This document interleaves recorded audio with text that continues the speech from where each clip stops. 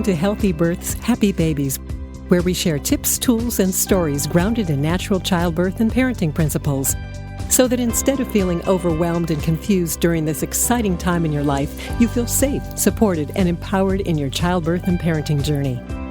And now, here's your host, Dr. Jay Warren.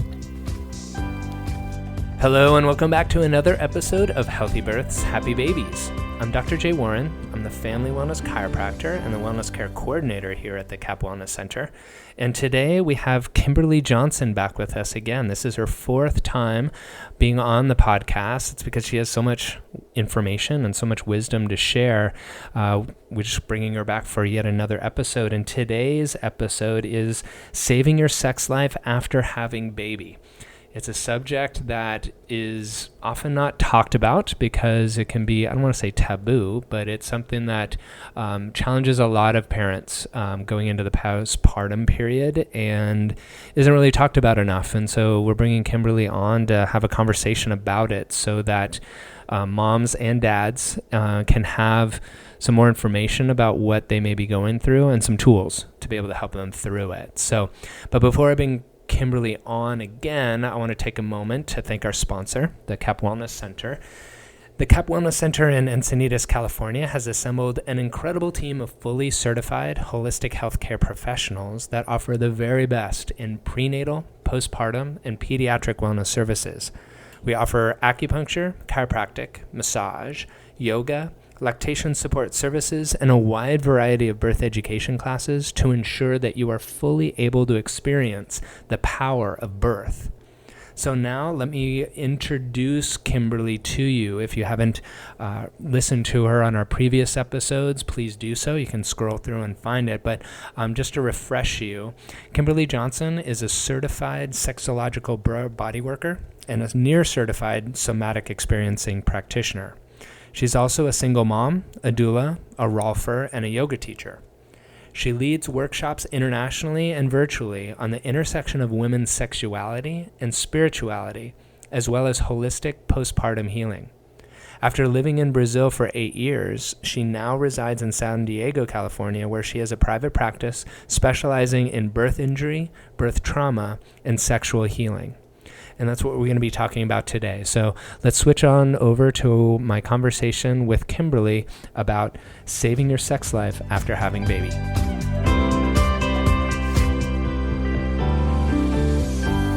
Hello, Kimberly. Welcome back again. Hey, Jay. How are you doing this morning? Great. How are you doing? I'm doing very good. I'm excited to have you back. This is your fourth time on Healthy Births, Happy Babies. You have so much information. We just want to keep bringing you back for more. I know. Every time we do one, we think of 2 more ideas to exactly. Yeah, we have a long queue upon. of things to keep talking about, and that's great. I mean, the response we're getting from your episodes is fantastic. All of the information you share each and every time on the various subjects is excellent. So we just want to keep adding to our library. And today we have, a really important subject for a lot of couples, and it's saving your sex life after having a baby. And it's a challenge a lot of parents have, especially first-time parents. I'm not going to say that second-time parents and thirds have no difficulties, but hopefully you could be able to help people today with some information about it. Yeah, and what I like about it is that it's a conversation that tends to get really funneled into cliches, and I know some people are afraid of having children because they're like, oh my God, I still want a sex life. And I see my friends and they all look exhausted with new babies. They look exhausted, and the husbands want sex and the wives don't want it anymore. And I like to just open up the conversation and acknowledge what a difficult time it is. It's a really huge change going from pregnancy to having a new baby. And a lot of women's relationship to their sexuality changes a lot while they're pregnant. So that's already a shift that's happened. Some women feel beautiful and more sexual and lots of hormones moving. And then some women feel, I've heard a lot of different reasons, just more apprehensive. Some men feel apprehensive making love to their pregnant wives. So there's all kinds of shifts that already start to happen, and those might have already happened even in the conception process, because I know now that, couples, there's more fertility challenges than ever.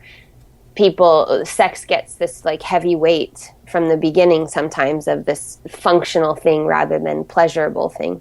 So it's a conversation that I have a lot in my office, and that I think is just very important to continue to have, so that it normalizes the challenges, and it also, people have some tools to realize that they don't just have to fall into the cliche or into the rut, that there's actually possibilities for opening and deepening and an even more fulfilling sex life after having a baby. Yeah. And so the women, or maybe even men that are coming to you, like, what are the major difficulties that you're hearing that they're having postpartum? Some women are simply confused that they can't identify why they're having a sexual block, because they feel like they're in love with their partner. They feel like they're feeling actually guilty, like, oh my gosh, my partner's so patient with me, but I just can't seem to get my libido back. So that's a common concern that women have. A general confusion, because many women who come to me have injuries from birth. So they're experiencing prolapse, or they're experiencing scar tissue. Some women are experiencing painful sex. I've had women come to me that have been having sex for 6 months.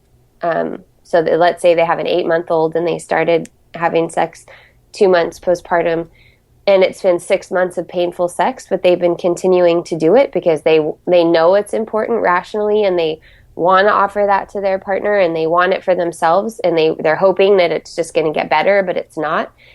And so, and then on the other side, I have clients who come and they've had sex once. And when I say sex right now, I'm playing into sort of the stereotypical definition of sex, which is penis in vagina penetration sex, which is what our culture kind of defines as sex. And I think that that's one of the gifts of the postpartum period. So I'll come back to that. So remind me to come back to that. But okay. Some women have just tried penetration once or twice, and it's so painful or so uncomfortable that they just are afraid to try again. And a lot of times the partners are afraid to approach them because they don't want to hurt their partner.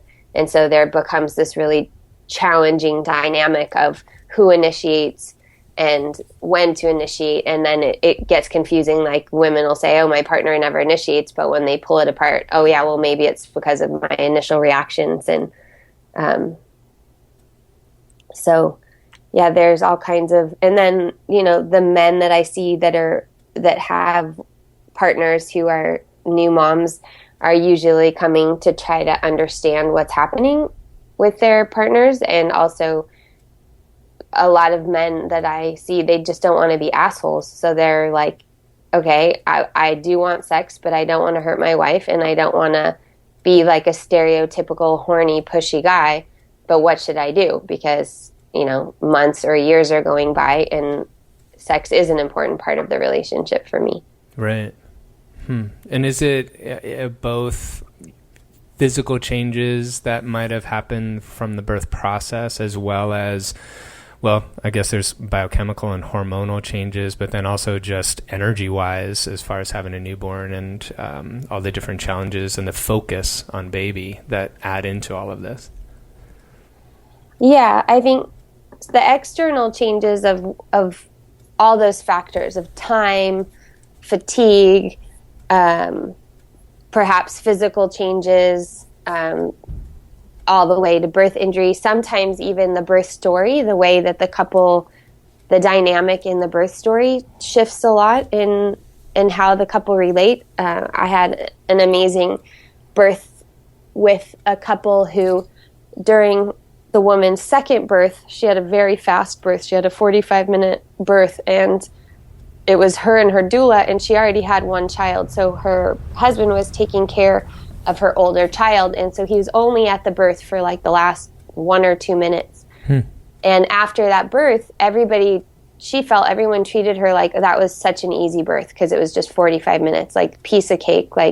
And she felt like, yeah, it's still a birth. I still worked hard and I still birthed a baby. And after that birth, her sex life with her husband was really infrequent and just not satisfying. And she just lost some attraction for him because even though he was caring for another part, she didn't feel his presence with her. And in the third birth, she was first birth was a hospital birth, second birth was a home birth, and the third birth was in another country. So she decided to go to the hospital. And in that hospital, there were showers in the bathroom. And I was the doula, and she and her husband spent pretty much we were about in the hospital for about 4 hours. And that whole time they spent in the shower together, and the door to the bathroom was just slightly cracked open. And her husband was really pale, so he was like bright red because they were in a really hot shower. And he was just wearing his Bermudas and pointing the shower head wherever she needed it. And she said, sorry about that phone. Okay. She said that her first instinct when she pushed her baby out, which she ended up pushing the baby out in the shower, in those last 10 minutes, her doctor just kind of crawled on her hands and knees into the bathroom and sat beside the shower. And she said that her first instinct was to passionately kiss her husband because she just felt his presence and his support and so fully, and that birth was a very restorative experience for their sexuality together.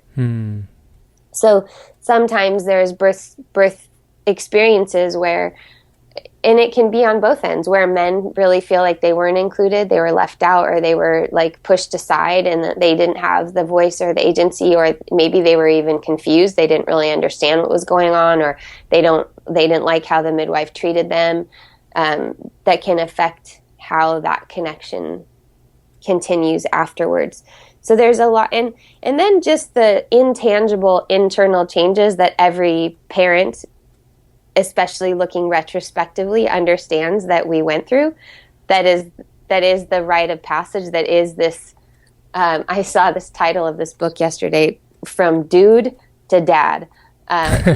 This transition from, boy to man, if you wish, or for a woman, from maiden to mother, that's happening on a archetypal and cellular level. And so it's just different to relate to each other now that you have another being. And then the logistics of time, sleep, all of that kind of conspire to make it, and a lot of times these babies nowadays, they're so desired, and they've been, women have like established their careers first a lot of the time, and we're having babies later and later. So that's like this hailed child comes, and then if you could imagine two people facing each other, looking at each other, all of a sudden they're looking down in the middle of them, and they're not really looking at each other much anymore. They're looking to the baby. And as time goes by, it gets easier and easier to just talk about the baby instead of talk about yourself or talk about each other. And it becomes this kind of easy distraction and a way to connect that's a bit avoidant. Right. I know was something that I experienced, like when Nico was first born. Like Effie and I, like for months, would only talk about him. Even on our quote date nights, conversation was always turned around that, and it was out of excitement and everything, not necessarily a lack of other things to talk about. But it was hard for us to focus on anything else, and we didn't really have those tools to be like, all right, let's have a night where we just don't talk about Nico. Right.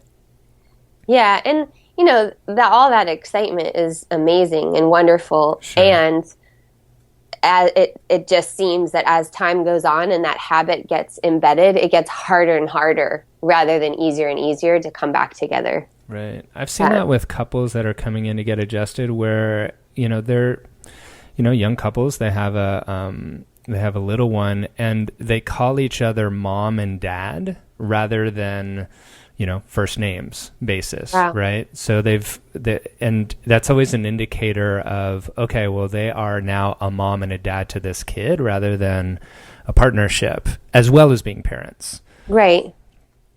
Yeah, I had never thought of that, but that makes a lot of sense. Yeah, I've heard, or like, if they use terms of endearment, like, oh, Papa says this, or Papa do this. Yeah. Yeah. Right. Yeah. So it's just it's a question about, that's a real question about individuation and differentiation, right? And it makes so much sense that we like dive wholeheartedly into this role, especially for people who wanted it really bad. And yet the pillar of that child's health in some ways is the relationship. And, I'm divorced and I'm a single mom, so it's not like I'm saying that from a righteous religious place or anything like that. It's the fact that child was born out of that union. In most cases, I know that's changing rapidly too, but in most cases, the family life depends a lot on the connection between the parents and not their friendship. Friendship is a part of it, but most friends don't have babies together. People who have a connection beyond that of friendship have babies together. Right. So, and it does seem overall, there's a few people who come to me that they're coming for other reasons and they're not that concerned about it, but most people are concerned about it. They just don't know what to do. So that's what I want to talk about with you too, is just like, so what do you do? How do you keep it alive? And, of course there's no formula. There's no one way to do it. But the first thing is just to acknowledge that it's important. And, even during the last part of pregnancy, to consciously think, I want to continue to nurture my partnership or marriage, and I want to continue to nurture our sex life and our sexual connection. I or we, or however that goes. And a lot of research shows that those conversations when you're pregnant really have a lot to do with how that postpartum period goes, that if couples are able to have those anticipatory conversations, that it eases a lot of stress afterwards, because you can go back and say, oh, remember when we talked about this? I think this is what's happening now, and this is what I want to do about it. So before I kind of talk a little bit more about how to keep the sex life alive, I also just want to talk about some common things that happen with women that I just want to mention, because I want women who are listening to look out for these things. And I am a lover of women. I lead women's circles. And so I say these things are not criticisms. They're just sort of shadow possibilities that happen that I want women to be aware of.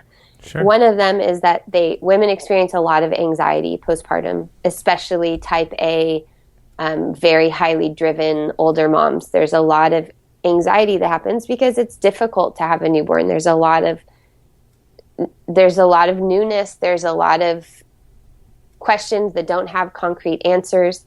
And we don't have a tribe of people usually around us helping us to solve the problem. So it can feel very isolating.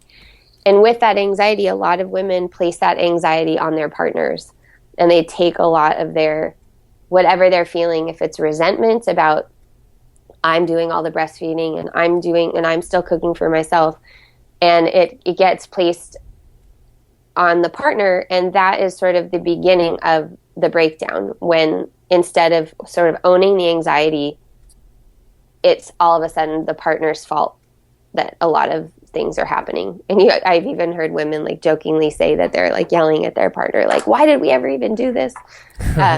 Because the hormones are just so powerful.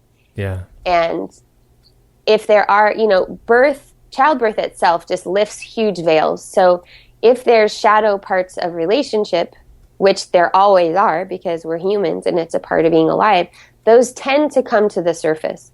So just recognizing that and knowing that a lot of times what's happening is it's like the premenstrual time. It seems like it's exaggerated and overblown, is just because our coping skills are different. And oftentimes there's truths there. So it's rare that someone says to me, oh my gosh, I had the most incredible sex life with my partner. We were so connected. It was incredible. And now I don't even recognize this person. That's very rare. What's more common is, wow, I realize now that we only had one kind of sex before. It was the same warm-up. It was the same sex act in the same position. And I realize now I don't want that. And I can't tolerate it. And before I was tolerating it, and I didn't even know I was tolerating it. So it wasn't even at that time before that they felt they were tolerating it. No. It was more just an unconscious thing. Yeah, it was just a habit. Like, oh, well, that's how sex goes, and this is the sex that I know, and so, okay. But then afterwards, they start to realize, wow, that was kind of limited, and I want something different. And then you're having these realizations that, oh, I want things to be a little different at a time when it's so difficult to articulate that. Mm-hmm.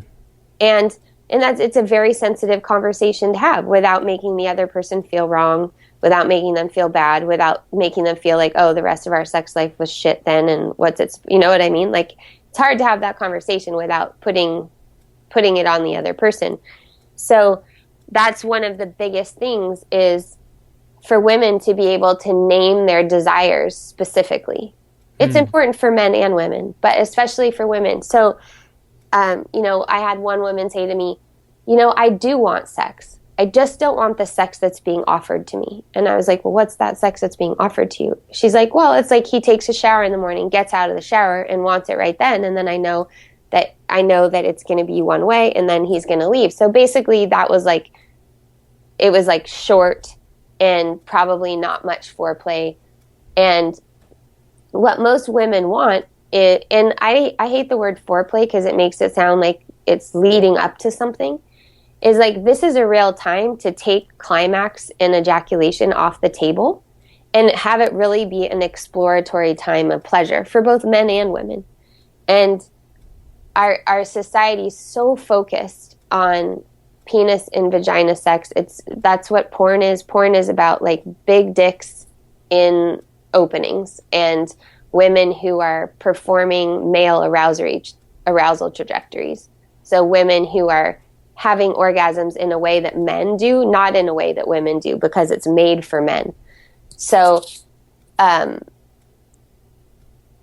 it's allowing the simplicity to come back. So, I'm all for date nights, but what's really more important is like daily small check-ins. Because a lot of women say, well, I don't want sex. I just want a chance to talk to my husband. Like, we don't even talk. We talk about like diapers and logistics and who's doing this, but I haven't even really got a chance to like be with him. And I imagine that men feel that way too. Like, wow, when I come home from work, it's just about like what new milestones the baby reached and, what I need to do. Because it is a time where there's so many tasks to be taken care of and so many milestones that are amazing to talk about. But it's like, can there be 5 minutes a day? Maybe even like you were saying, you guys didn't know what to talk about. What about not talking? Like just looking at each other and breathing together. Or just holding hands and feeling each other's hands, and or just feather stroking someone's arm. So I play a game called I didn't make it up, but I was taught a game called the 3-minute game. And it's really simple. You just ask somebody, like, I'd like you to massage my scalp for 3 minutes. And then the other person can say yes or no if they want to do that or don't. And then if they say yes, then you set a timer and you get your scalp massage for 3 minutes, and then you trade. And so it's just a way of practicing naming what you want and getting what you want. And at first, when you do it, you keep genitals off the table. And then it opens up an awareness of sensation.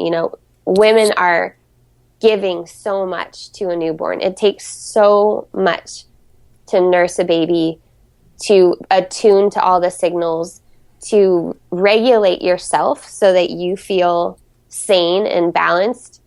You work with new moms all the time. It's a struggle just to get a shower and to get fed, to get nutrient, mineral-rich food.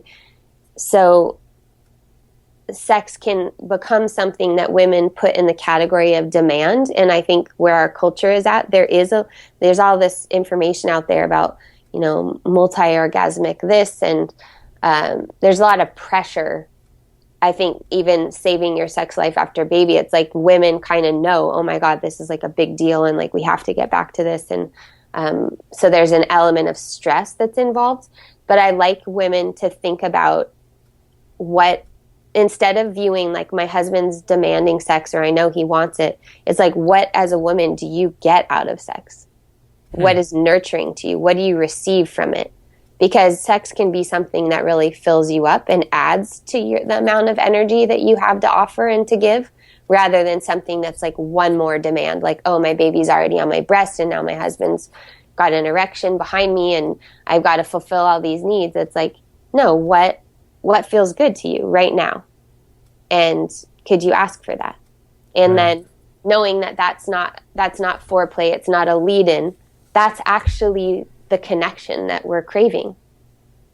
And you don't know where it's going to go. There's a mystery there. But there's not, most women don't respond well to feeling like there's an expected outcome.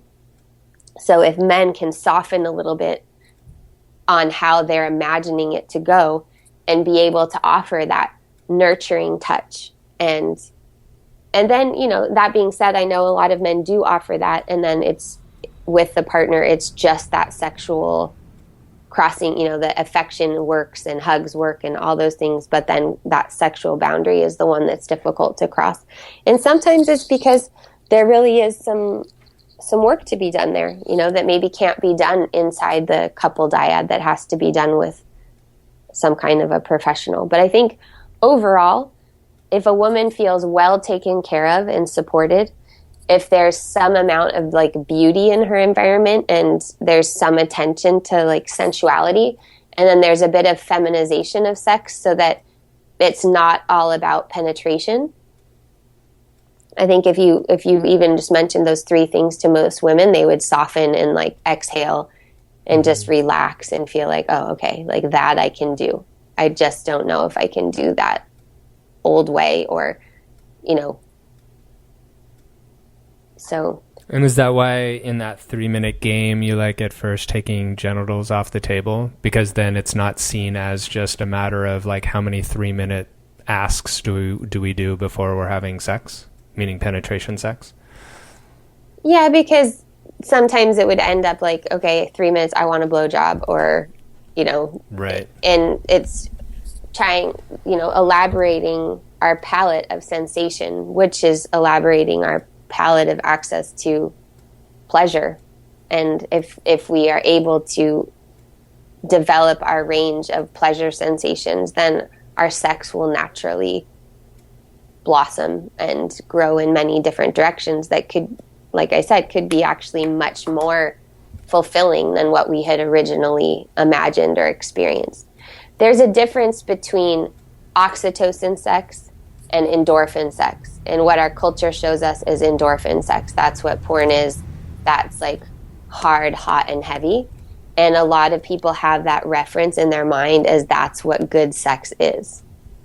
And oxytocin sex is a much more expansive, protracted. It can go on for hours and hours. That's where the multi-orgasmic state comes in.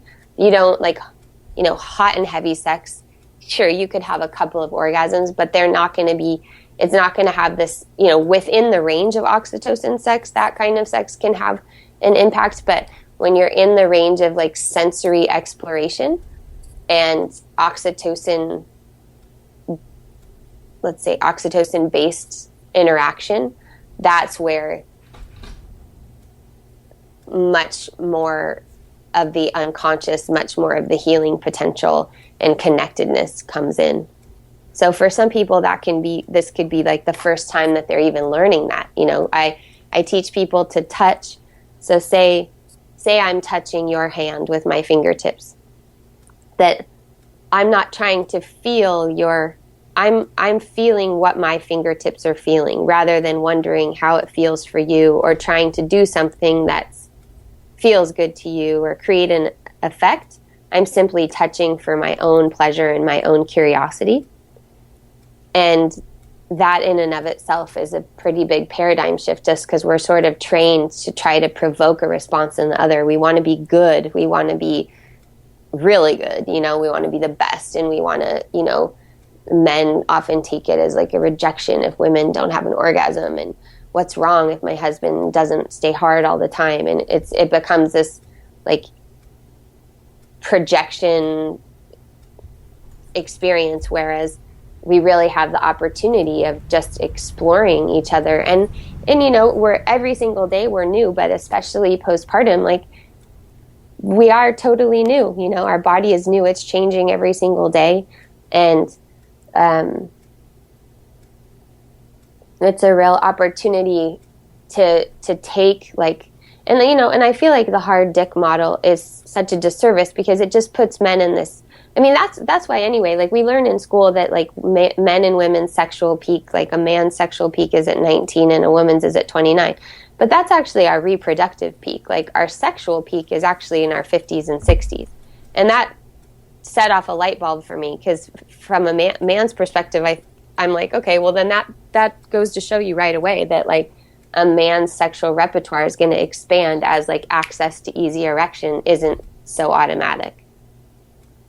Okay, that makes sense. And so if a woman's pleasure can be put at the center of the sexual experience, and that's often a shift, I think for both partners, there can be a lot of learning and a lot of revelation and a lot more satisfaction in relationship. Because in the end, men really are, men are often very satisfied if their women are happy.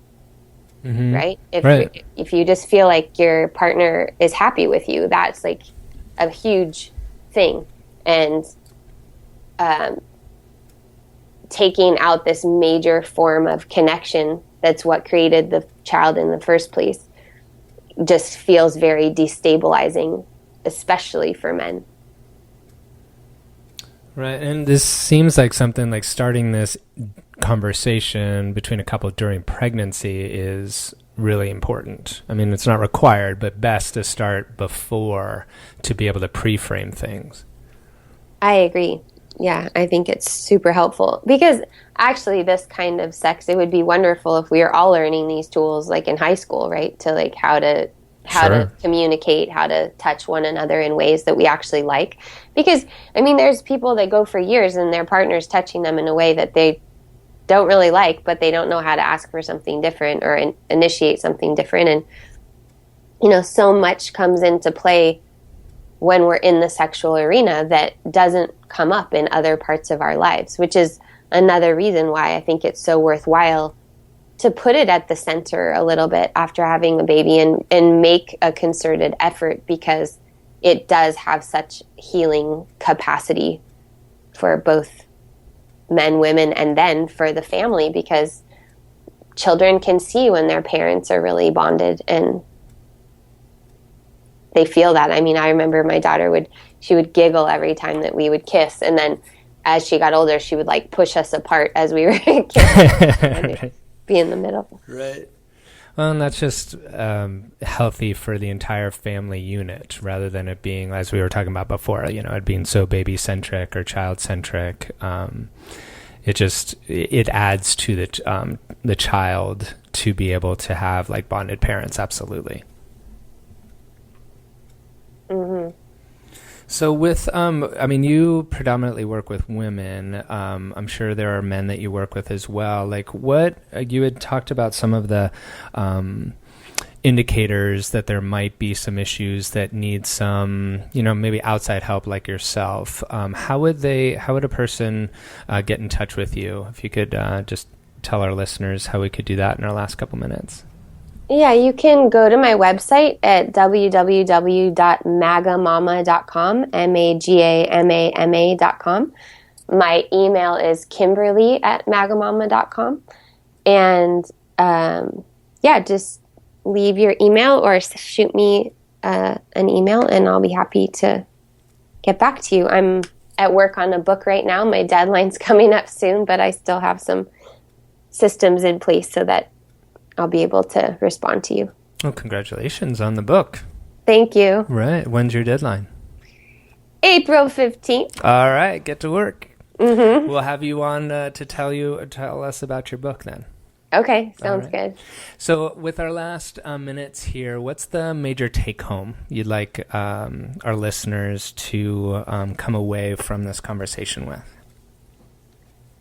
I would love listeners to come away with the hope that your sex life isn't over after you have a baby, and that you can actually have a more enriched and deeper connection with your partner sexually after having a baby.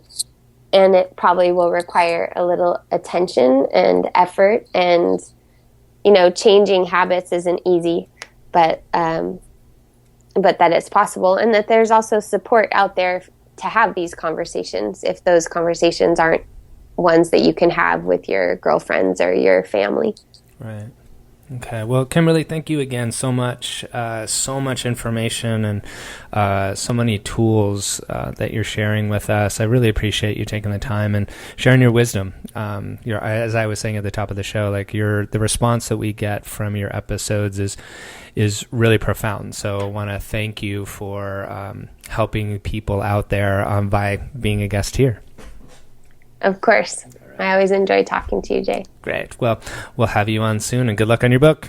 Thank you. Thank you for joining us today. For more information about this episode and other natural childbirth and parenting topics, please visit us at capwellnesscenter.com or message us on our Facebook page with any questions you might have. We here at the Cap Wellness Center look forward to helping you and your family be as happy and healthy as you can be.